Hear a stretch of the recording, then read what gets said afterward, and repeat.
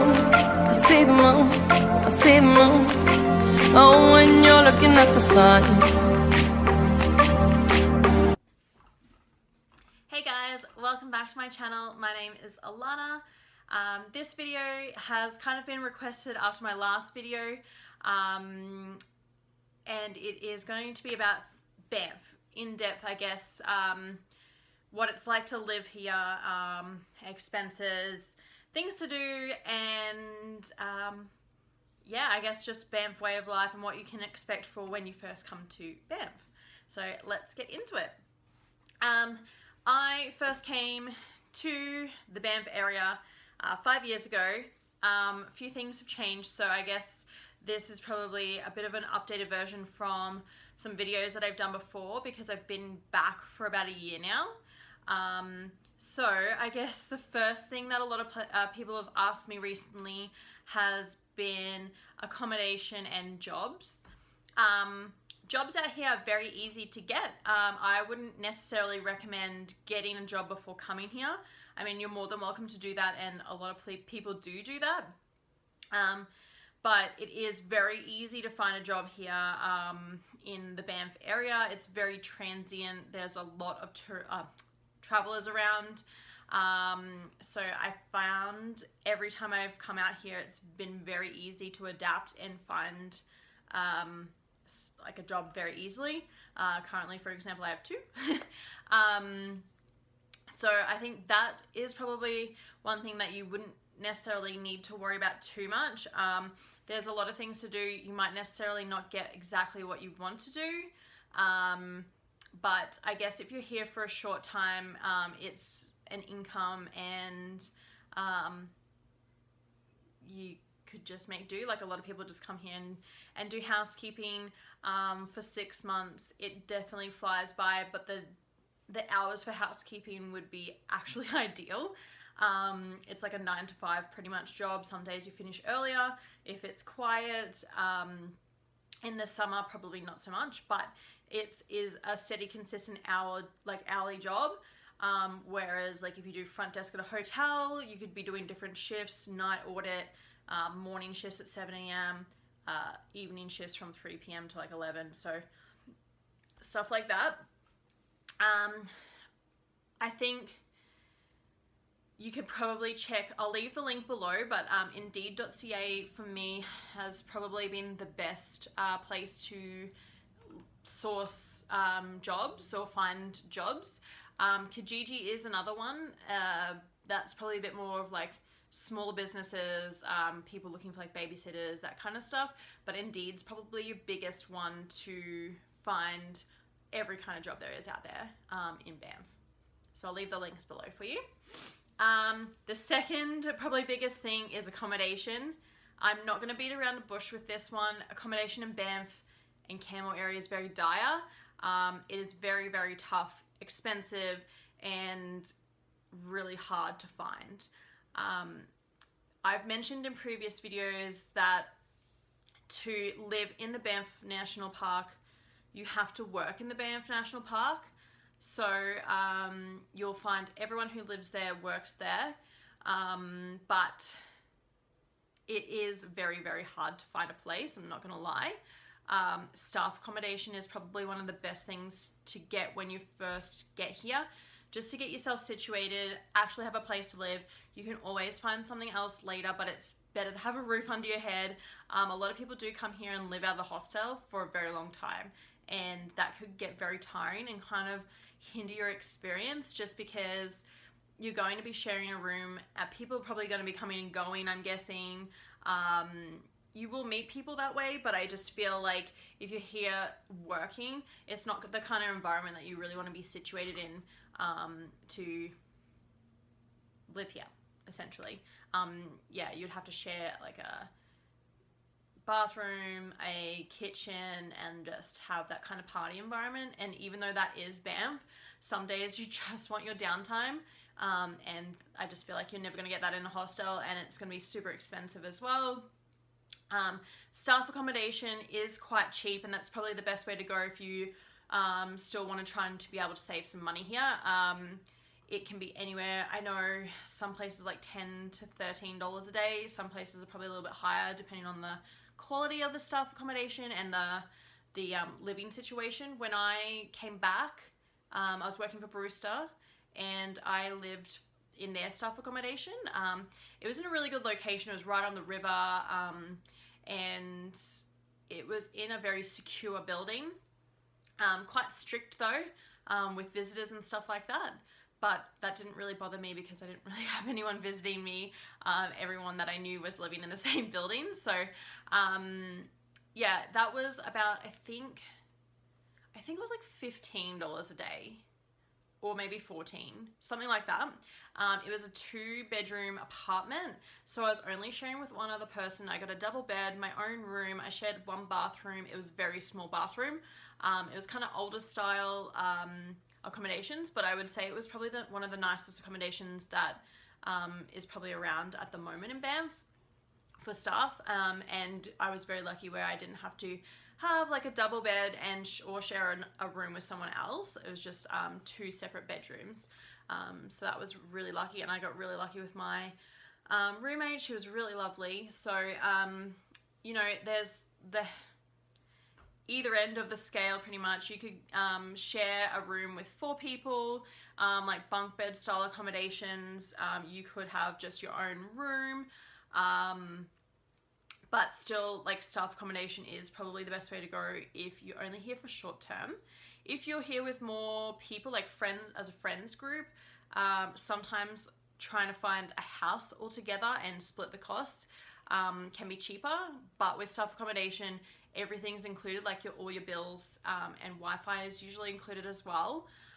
So that definitely helps, because when you move out of staff accommodation, you have to then pay for all utilities and like Wi-Fi and electricity and stuff like that. So that can be a little bit of an extra cost.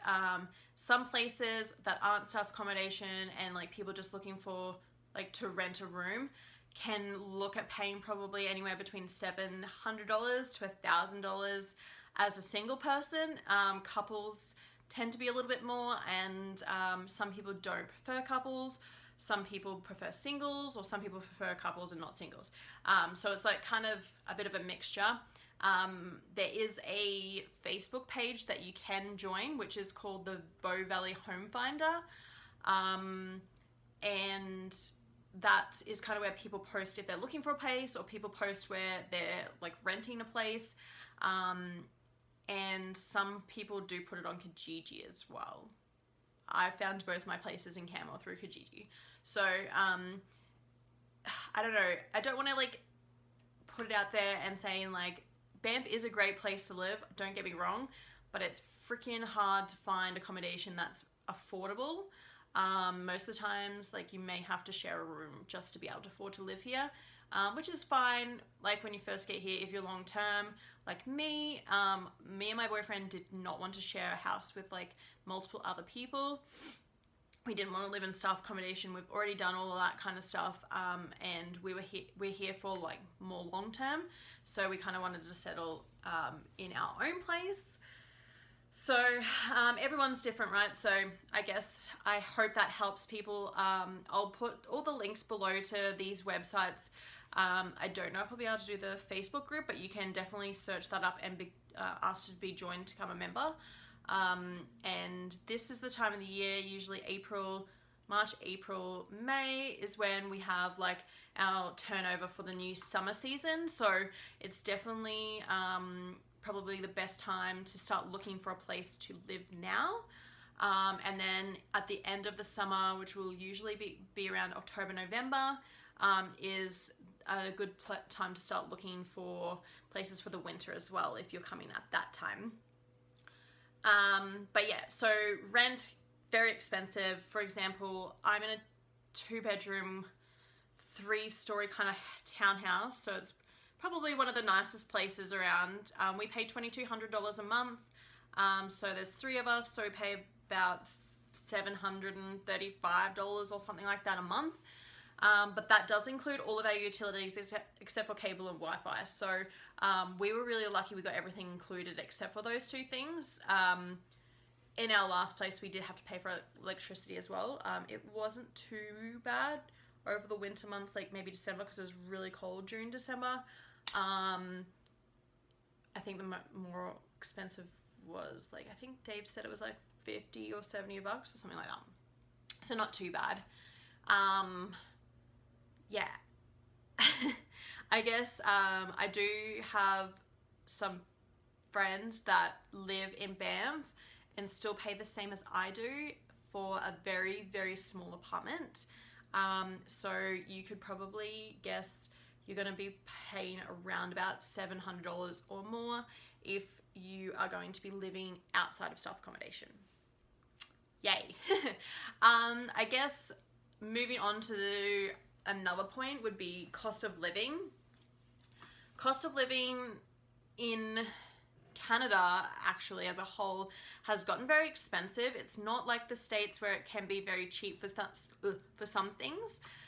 Each province is different because GST is different in each province.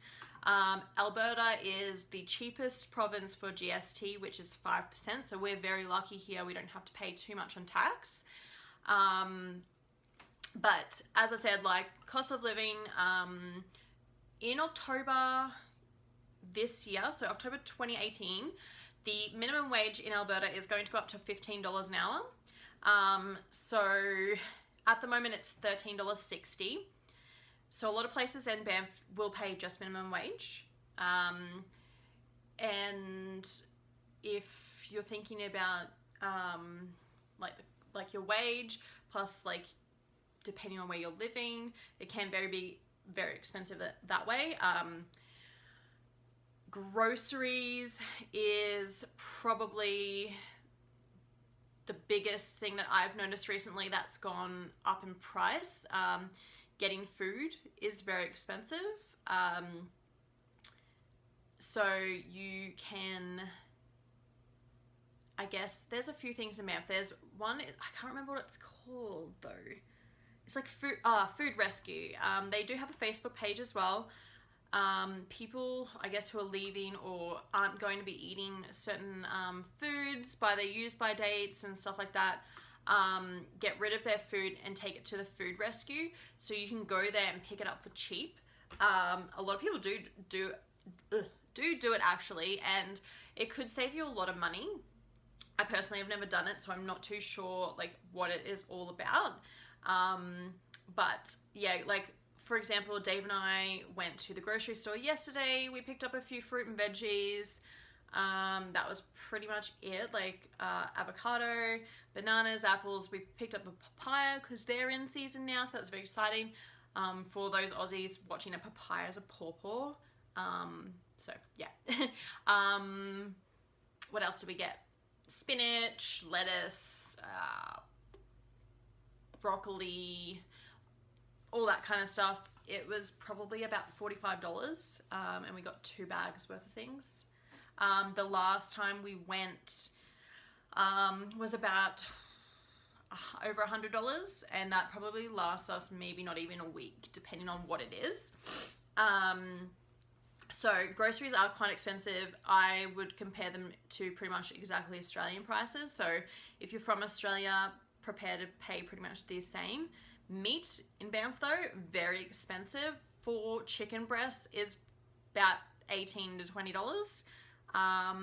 Dave and I usually do our meat shopping when we can at Costco. We have to go to Calgary for that, but it works out to be very cheap.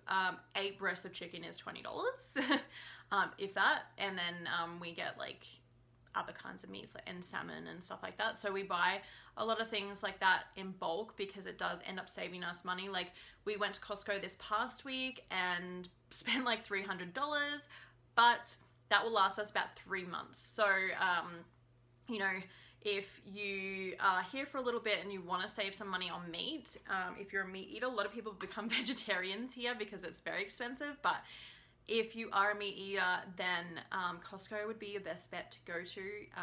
I mean, it's a little bit out of your way to go into Calgary, but if you're going into Calgary, you may as well stop by. If you have a membership, memberships are universal, so you can use them in different countries, I believe. I remember Dave used his Canadian one in Australia when we were there. So that could be something that you could look into as well. I want to get into some fun stuff to talk about though. I think the activities and local discounts is probably what I'm going to talk about next.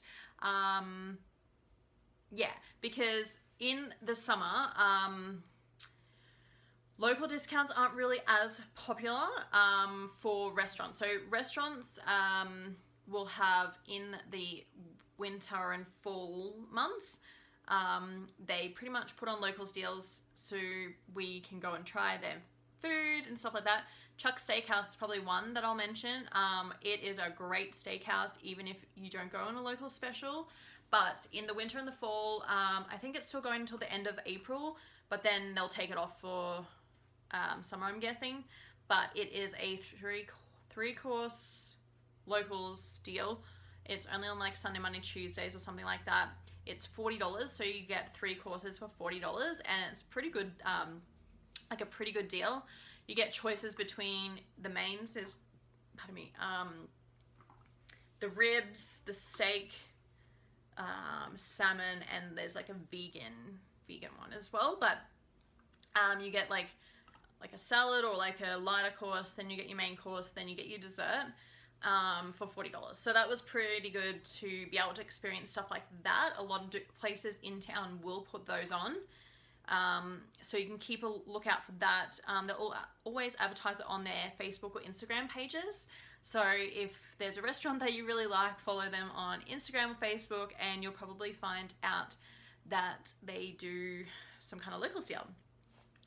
I guess restaurants, patios and stuff are very popular in the summer. So if you're coming for summer, I definitely recommend to check out Magpie and Stump Patio. It was new last year.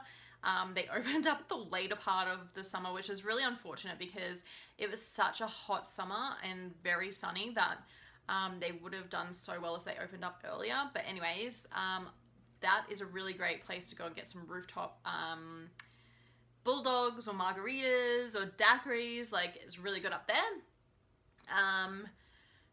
Elk and Horseman have a good patio. Rose and Crown have a good patio. They're probably my top 3 that I would recommend for patios. I'm very big on patios. Obviously, coming from Australia, being outdoors is really great, and being able to have drinks outside is nice. I'll probably rattle off 3 of my top 3 restaurants as well. Banff Brewing Co. is probably my number 1. It's affordable, it's fun, it's like a sports bar. They always have the hockey on or some kind of sports on there. Their nachos are probably my favorite. They brew their own beers there, and it's just a really good atmosphere. They have like a chill section with some pool tables. They've got like booths so you can have more people in there. They do have a little patio, but it's it's a long one, so it's pretty much you're on like a bar stool and overlooking Banff Ave, which can be cool if you can find a seat out there. But that's probably one of my number 1 places to go to. My second one probably be Chuck's if you're wanting to spend a little bit more on like steak. If you want a really good steak and something that's higher end, Chuck's is the place to go. Probably tied for number 2 then would also be the Bison. It's a bit fancier, so it's one of those things where you go on a special occasion. Dave and I usually go there like on a birthday or anniversary or something like that. Their steak is really good too. But they have different other things, like a lot of different other cuisines, and they just redid their menus, so they've got some new stuff that I haven't tried yet. My third one would probably be, I haven't been all winter, but I would probably say Magpie and Stump would probably be my number 3. Just for the atmosphere. It's a bit more of a social aspect. It's not too expensive. Their drinks are quite reasonably priced, and they're actually really good. And then if you're in there in the summer, the rooftop is really amazing. Yeah, there's a lot of great places in Banff, I'm not gonna lie. They just range from high to low end. So it depends on how much you want to spend and what you want to eat, really. There's I don't know if it's a website or if it's on Facebook, but there's like pamphlets that you can get around town, and it's called Taxi Mike's, and they have like categories that are like casual dining, or like different like categories that they recommend, like the best places in town. Like the best place for breakfast is Talulu's, hands down. Talulu's, I love that place. It's more of like a southern thing, but it has the biggest menu. It's great. There's a few new places I want to try for breakfast as well in town. And then you got Canmore as well, and Canmore has some really great places to eat as well. It's only 20 minutes from Banff, so if you have a friend who has a car, or if you have a car, it is a great place to go and escape. In the summer, it's a lot quieter than Banff as well, so sometimes it's nice to come out for dinner and stuff here, because you're not like battling with crowds pretty much. So definitely recommend some places in Canmore as well. The Brazilian barbecue is probably hands down one of my favorite places to go to. It's like $50 roughly around, for all you can eat meat buffet kind of style, and it was really fun. The staff there are really nice, and yeah, it's a really great experience actually. So there are a few top picks for my restaurants in Banff. There's definitely more, and I have a list that I want to try and explore more this year. So I might try and take you guys along with me, or do another video of like best restaurants in Banff or something like that. We'll see. See how many I get to first. That's going to be the tough one. So activities around town, there's so much to do. It's kind of one of those things that if you're only here for a short time, I recommend writing a list down and nutting out like cost and how you're going to afford it. For me, this past winter, I had a list of things I wanted to do. I wanted to go dog sledding, I wanted to go snowmobiling, just to name a few, and haven't done any of those. My reasoning for that was because I spent most of my money on my permanent residency, but time just gets away from you. Like I bought a ski pass, so there's obviously in the winter, you can go skiing, snowboarding, snowshoeing, cross-country skiing, snowmobiling, dog sledding, ice skating. There's a bunch of things to do. Some of the things are pretty much almost free depending on if you have the equipment, like snowshoeing and ice skating. There's a lot of places that you can go out and do it. You might have to hire the equipment, but it wouldn't be too expensive. Ice skating, you can do indoors if it's really cold, so that's like another cost, but there's a lot of public outdoor ice skating rinks that are free. Lake Louise is probably the most popular one, if you're out that way, and you get to ice skate on a massive frozen lake, which is really cool.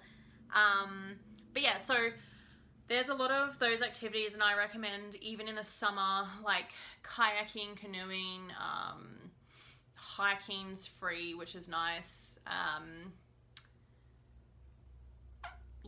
There's lots to do in the summer here, like lots of outdoors activities like mountain biking and stuff like that as well. So what I probably would recommend do is write down a list and how much it's going to cost you, so you can kind of figure out how you're going to afford it.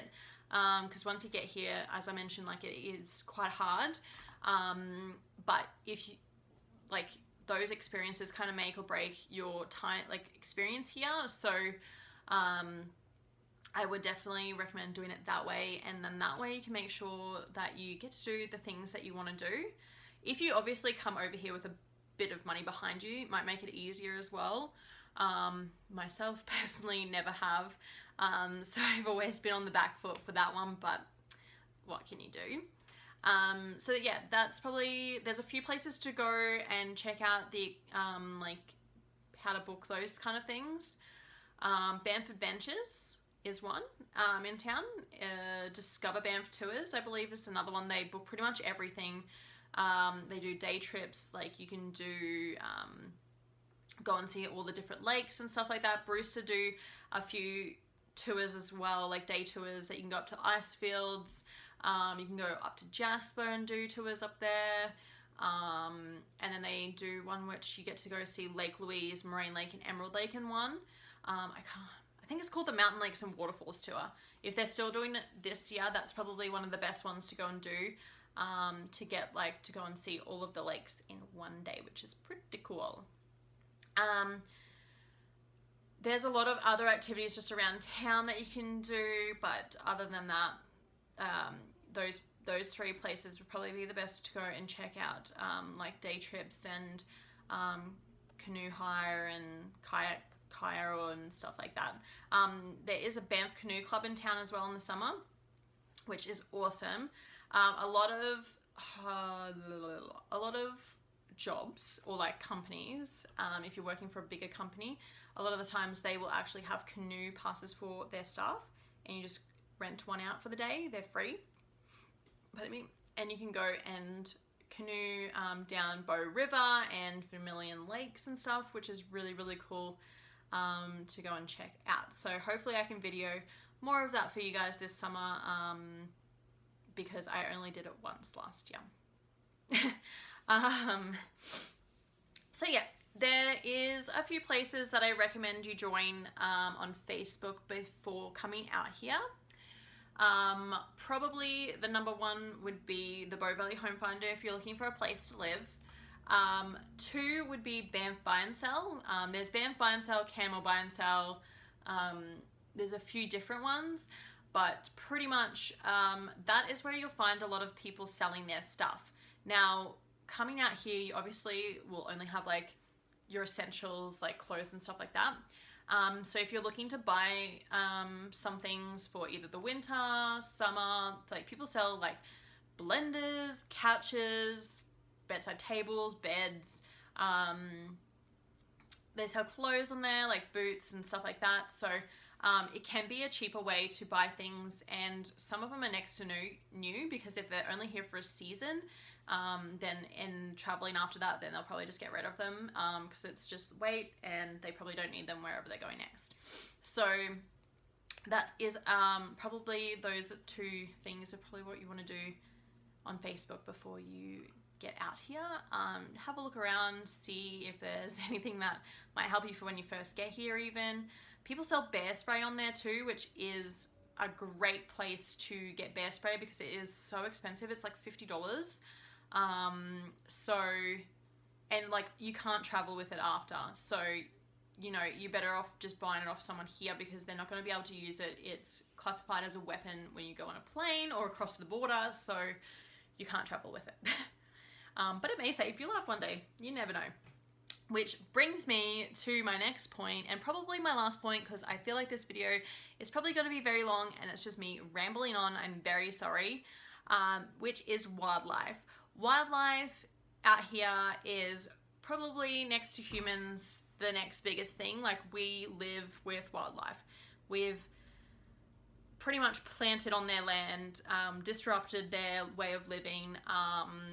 So a lot of things out here are based around wildlife. Like you can't have a garbage bin. Your garbage bins are at the end of a street. They're big metal things and they have bear handles, so bears can't open them essentially. Same as with downtown Banff, downtown Canmore. They're all these like little metal bins that have this, like, you have to put your hand in to press this thing and lift it up. Not just for bears, but like other wildlife, just so they can't knock it over and get into garbage. So the one thing that I will make people aware of, because some people are just, you know, I'm not even going to say it, but people litter, and it kind of angers me because it's not like unless you get caught, you're going to get away with it, and animals can die because of this. Not just naturally, but if animals get too used to the human surroundings, they get close to town, they attack people. You know, if bears get a taste of meat or wolves get a taste of real human food, then they get put down essentially. And that's the one thing that I'm very passionate about living out here, because, you know, there's so many different things that we can change as people to help the wildlife situation out here. Wolves, for example, are pretty much like the Bow Valley pack is pretty much non-existent anymore. 2 summers ago, there was a couple killed at a campground because they did get into some food because people didn't put it in their car or didn't put it safely away. So they got killed that way. Some got killed by trains. And then one or two went into BC. So they're not here anymore. Hopefully they're going to be coming back, I guess. That would be nice. There are some other packs still around Banff, but the Bow Valley pack is pretty much non-existent anymore.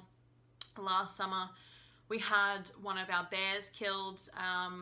She wandered into, how did it start? She chased some tourists with a dog at Mount Norquay. Then she made her way into Canmore, and unfortunately Canmore isn't in the Banff National Park. It's not even in a national park. We have Alberta parks here, and then we just don't have a park, like any parks at all. It's just a normal town. So she unfortunately chased a couple people with babies and prams and dogs again. So that's another thing. People, keep your dogs on a leash.